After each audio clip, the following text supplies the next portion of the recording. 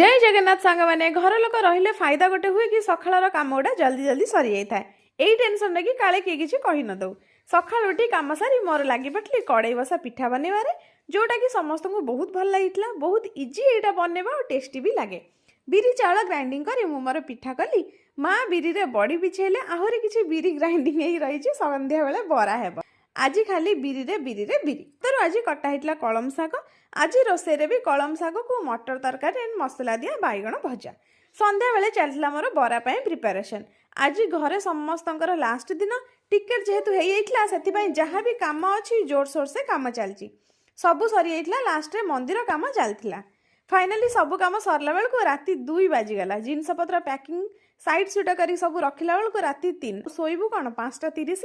समस्त को घर बाहर की जावाक पड़ो कहीं 7:30 अच्छी ट्रेन गोटे मस कुआडे बीतीगला जना भी पड़लानी घर एवं खाली समस्ते नेले घर विदाय मुझे नेउची आपण मन पाखरु विदाय बाय बाय सांग माने जय जगन्नाथ सब्सक्राइब निश्चित करदे।